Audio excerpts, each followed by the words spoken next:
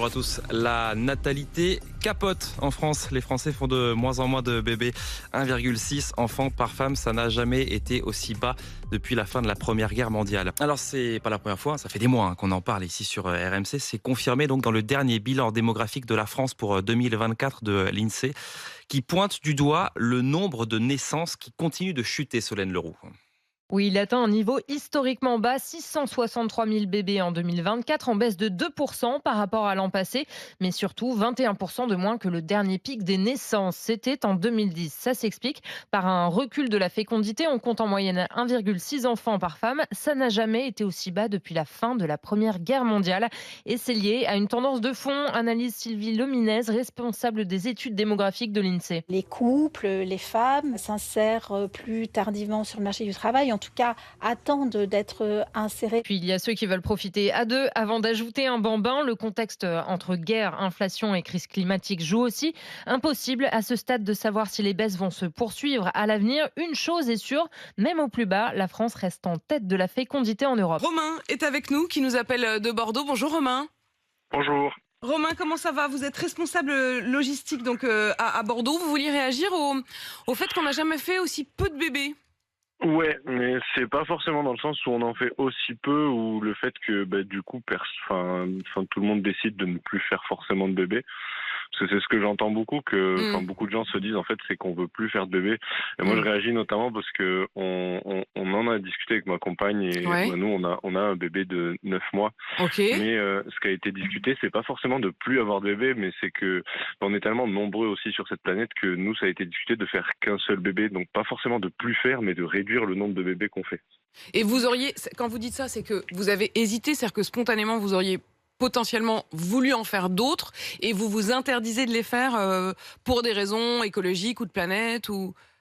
Interdit non, parce que ça a été un choix plutôt évident de se dire en fait un c'est largement suffisant, parce que c'est vrai qu'on voit nos parents ou grands-parents qui eux auront 6, 7 frères et sœurs, ou du côté de ma compagne 4 ou 5 frères et sœurs aussi. C'était la fin du baby-boom, c'était...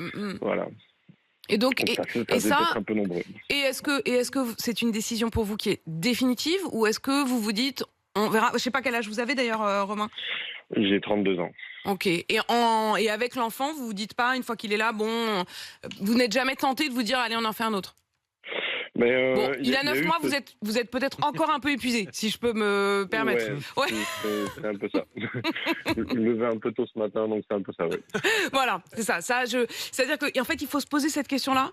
Il faut jamais se la poser, par exemple, le matin très tôt, quand on est épuisé. Il faut commencer éventuellement à se la poser au moment de l'apéro, je dirais.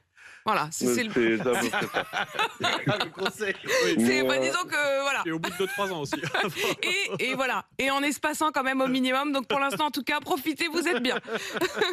Romain, c'est sympa en tout cas d'être passé par le 32-16 et d'avoir réagi. On a entendu en tout cas Romain qui estime que effectivement ne pas du tout en faire, mais en faire peut-être un peu moins. La population, c'est la puissance. Sans elle, rien, absolument rien n'est possible.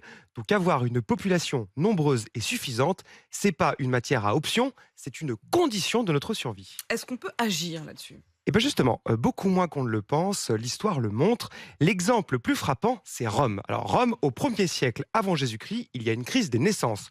On ne fait plus qu'un ou 2 enfants, voire aucun par famille, donc en fait, exactement comme aujourd'hui, si vous voulez. Et alors, on met en place des lois drastiques. Mais quand je dis drastique, c'est drastique. Alors je vous donne des exemples. Des postes de hauts fonctionnaires sont réservés aux célibataires. Les femmes sont libérées de leur tutelle masculine après avoir eu 3 enfants, donc elles ont une autonomie totale après avoir eu 3 enfants. Et l'adultère, tenez-vous bien, est puni par une loi d'exil. Donc vous trompez votre femme, vous êtes exilé de Rome. Et c'était appliqué strictement. Eh bien, rien n'y a fait.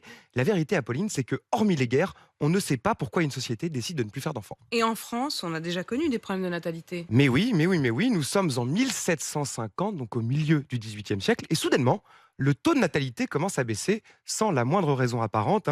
C'est d'autant plus incompréhensible que le niveau de vie stagnait. Normalement, la hausse du niveau de vie modifie votre comportement démographique. Plus vous avez d'argent, moins vous faites d'enfants. Et bien là, pas du tout. Rien n'avait changé.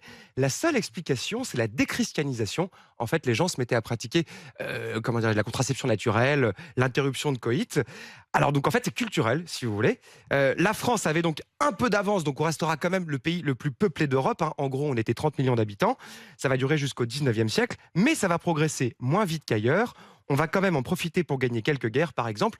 Une des clés du succès de Napoléon, c'est d'avoir eu une population beaucoup plus nombreuse que celle de ses voisins.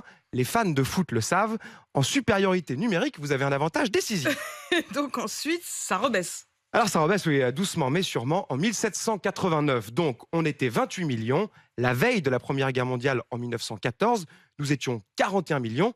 C'est beaucoup, mais ça a progressé beaucoup moins vite que nos voisins. Par exemple, l'Allemagne, en 1914, eux, étaient 65 millions d'habitants.